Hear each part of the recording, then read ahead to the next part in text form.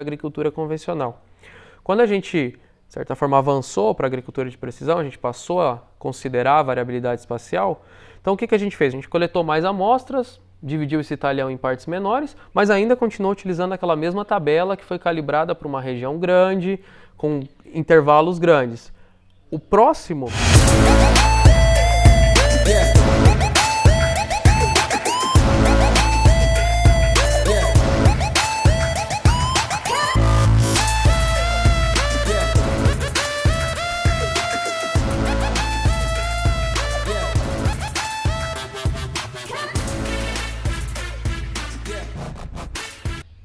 Fala galera, a gente está aqui em Piracicaba, hoje é dia 28/9, um dia após o Simpósio de Agricultura de Precisão, o SAP, e aqui do meu lado está o Rodrigo Trevisan. O Rodrigo ele participou do painel Inteligência Artificial e Big Data no Agronegócio. Junto desse tema também algumas coisas sobre inovações, né, na agricultura. E Rodrigo, obrigado por ter aceitado aqui a proposta de gravar uma entrevista, uma matéria com a gente. Eu que agradeço o convite, Michael. E eu acho assim, é um tema bem pertinente. A gente está falando de agricultura 4.0, agrônomo digital, né, data science, alguns termos assim que a gente precisa de atualizar o pessoal. Algumas coisas que também a gente precisa talvez trazer para o Brasil para ver se funciona, né? E assim, a gente queria que você passasse um pouco do resumo do seu painel lá no SAP e também mostrasse a sua visão que você está tendo na sua experiência lá nos Estados Unidos, que eu sei que você está fazendo um doutorado lá na Universidade de Illinois. E lá justamente é um dos lugares que tem o experimento mais antigo das Américas, né? E é bem interessante a gente comentar um pouco sobre isso e gerar uma discussão, gerar um debate talvez, para a gente talvez adaptar algum modelo aqui para o Brasil. O espaço é teu, fica à vontade aí com o pessoal. Beleza, obrigado. Obrigado realmente por convidar. Então, o evento ontem eu acho que foi muito produtivo.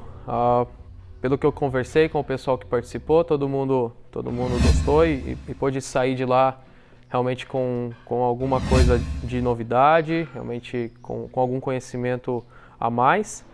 E a partir do que eu tentei apresentar, que está relacionado também ao que eu trabalho no meu doutorado, é justamente dentre essas novas tecnologias ou até coisas antigas que agora estão chegando mais próximo da realidade do agro, o que esperar disso e o quanto disso já está pronto, tanto do ponto de vista pesquisa, o que já está de fato a nível comercial, pronto para os produtores utilizarem, e o que se tem de perspectiva no futuro e o quanto disso realmente tem um embasamento, tem-se uma expectativa bem fundamentada, e o quanto disso nem tanto, certo? Existem ainda alguns mitos, existem muitas coisas que não estão bem claras ou que não são realmente, que não tem simplesmente um embasamento, algumas promessas que se vê que estão muito longe de serem cumpridas.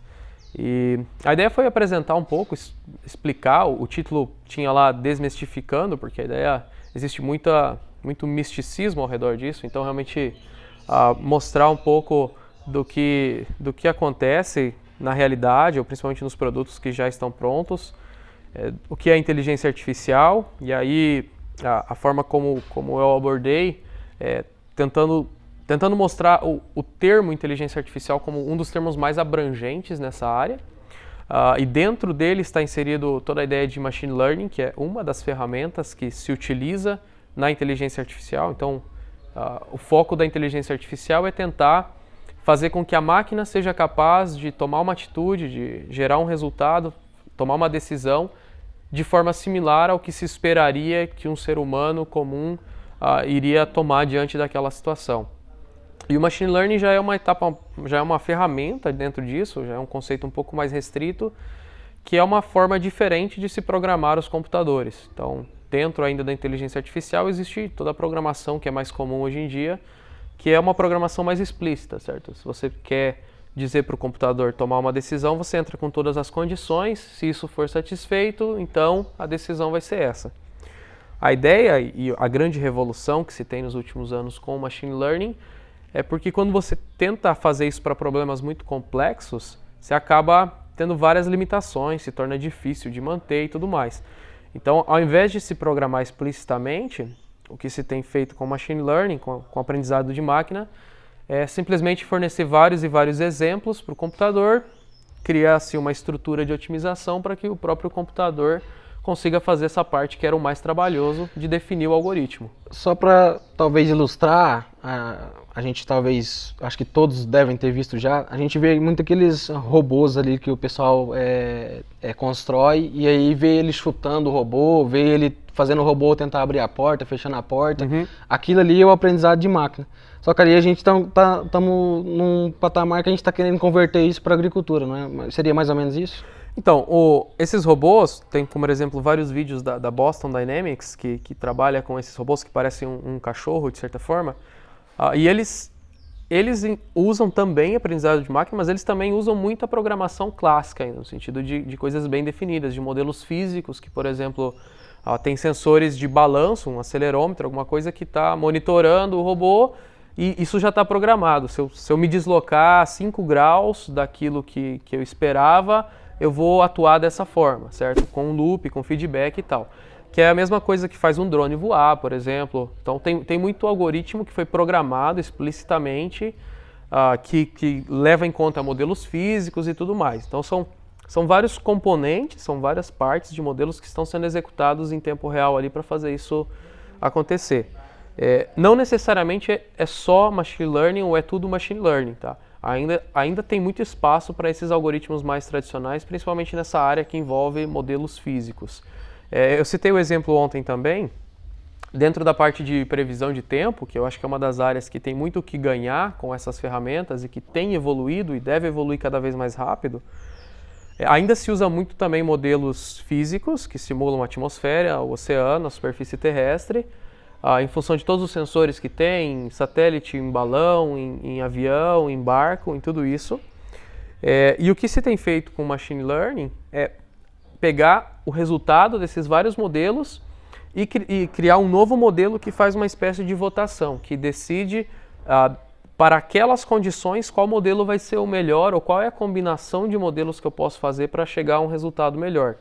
Então o machine learning não vem para realmente substituir tudo o que se conhecia, ele vem para aproveitar melhor aquilo que já se fazia, principalmente para esses problemas que são muito complexos e demandavam muito tempo, muitas iterações para se conseguir chegar num resultado final. Dentro desse contexto aqui, a gente está falando de também extinção de alguns empregos e aparecimento de outros, né? E esses próximos empregos, esses novos empregos, eles vão demandar mais conhecimento, mais estudo, né, dos seus candidatos. A gente está vendo que não é só um programador que pode entrar nessa parte de programação. Qual que seria a sua mensagem para aquele agrônomo que está formando agora, para ele ganhar tempo e correr atrás já disso daí? Bom, eu acho que existem muitas ferramentas que têm se popularizado e têm permitido que esse tema também chegue ao alcance de todos praticamente, graças à internet, a plataformas digitais de aprendizado. E assim, a perspectiva de futuro é que saber programar vai ser muito mais importante que saber dirigir, por exemplo. Porque em algum momento no futuro o carro autônomo vai virar realidade. Talvez, não sei, nossos filhos, nossos netos não vão precisar se preocupar a aprender a dirigir, mas provavelmente eles vão ter que saber programar em alguma linguagem, alguma forma. Não que isso vai fazer parte do que vai ser o dia a dia deles, de estar programando o tempo todo. Continuarão existindo muitas outras profissões e novas profissões vão surgir. Mas o principal para essas pessoas, inclusive para esses agrônomos que já estão formados e que já estão no campo, é saber se comunicar com o profissional que está mais nessa área, certo? E muitas vezes, para poder ter uma comunicação efetiva, isso vai requerer dele um certo esforço de aprender mais, de saber do que o outro está falando para ser capaz de aproveitar essas ferramentas ao máximo. Então acho que a dica que fica é isso, é buscar mais, buscar ler, buscar fazer esses cursos online que existam, não porque é algo que eu gosto tanto, ou porque é algo que eu vou mudar a minha profissão, vou deixar de ser um consultor, um agrônomo de campo e vou virar programador, mas simplesmente porque o mercado vai demandar esse profissional que tem essa capacidade de se comunicar. Mas por causa de uma necessidade que está surgindo mesmo de ele programar dentro de um contexto que ele entende muito, que é a agricultura, né? Exato, ou às vezes não que ele necessite programar, mas que ele vai precisar entender o que alguém programou, vai precisar instruir vai ter alguém que dialogar o que com precisa quem programa, ser por programado. exemplo, né? A Exato. equipe de programação, por exemplo, tem que se alinhar muito bem ao agronomia, né? Uhum. Vamos falar também de Big Data, mas dentro de um contexto que eu sei que é a sua pesquisa. Você pesquisa sobre a experimentação agrícola, né? E você está lá num dos experimentos agrícolas mais antigos do mundo. E o que você pode falar disso? Um resumo também, eu acho um tema bastante interessante. E como a gente pode aplicar isso aqui no Brasil? Como que está sendo feito lá nos Estados Unidos? Eu acho assim, passa um pouco da tua experiência que você está tendo. Certo. Bom, primeiro do Big Data, também foi bastante discutido ontem, e só acho importante dizer que Big, no caso dos dados, não significa simplesmente grande ou grande volume. Também são dados que têm que chegar com a velocidade necessária para poder permitir alguma ação, são dados que têm que ter uma certa variedade, então não basta ter só um tipo de observação, preciso cruzar isso com condição climática, com NDVI, com previsão de mercado, com muitas outras coisas. E eles têm que ter veracidade também, tem que ser dados de qualidade que eu possa confiar, certo? E uma das coisas importantes nisso, para ter essa variedade, por exemplo, se eu quero usar um Big Data, um conjunto de dados para melhorar as minhas decisões de quantidade de fósforo que eu aplico, um dos exemplos mais clássicos de agricultura de precisão, não basta que eu só tenha dados observacionais do tipo, aqui eu coletei a amostra de solo, eu tinha 35 de fósforo, aqui eu tinha 15, aqui produziu mais, aqui produziu menos. O que eu preciso, na verdade, é o quê? Dentro das mesmas condições, ter variabilidade disso. Então, o que eu venho trabalhando do ponto de vista de experimentação é, dentro de um talhão, ao invés de simplesmente aplicar uma taxa contínua ou mesmo de aplicar uma taxa variável com base no que eu fiz de amostragem de solo, a gente tenta incluir lá dentro daquele talhão algumas parcelas, alguns blocos que são de aprendizado. Então, ao invés de eu ter simplesmente uma dose de 100, eu vou ter em alguns pontos uma dose de 50, uma de 100 e uma de 150. E aí, tendo essa variabilidade que ela foi controlada, eu consigo de fato estabelecer regressões, estabelecer modelos mais complexos que vão me ajudar a entender qual que foi a dose ótima naquelas condições. Certo? Com isso você vai conseguir calibrar melhor, não para a fazenda, né? Não um modelo para a região, nem para toda a fazenda, mas para aquele talhão específico, né? Exatamente. Então a gente sai de uma perspectiva, de uma forma que se fazia tradicionalmente, puxando um pouco da história. Então se trabalhava talhão pela média, você olhava uma tabela de recomendação que tinha aí 4 ou 5 níveis normalmente e isso te dava dose. Essa é a realidade que se entende por agricultura convencional.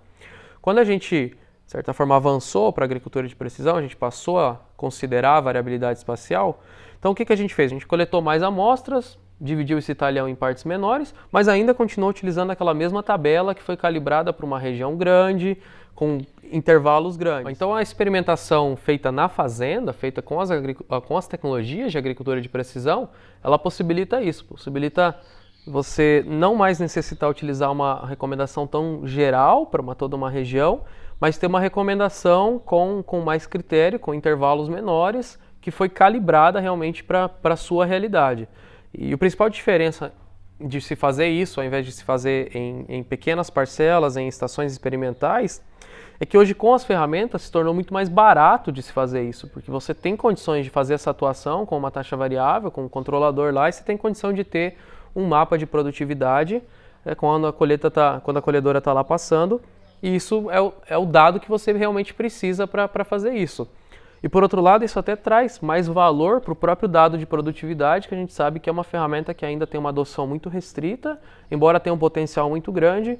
Então acredito que isso é uma das ferramentas que vai ajudar o produtor a ver o valor que a ferramenta de monitoramento de produtividade, por exemplo, tem, porque ele vai poder realmente usar isso e sentir a melhora na tomada de decisão, o aumento de produtividade, redução de custo de uma forma mais concreta. Perfeito.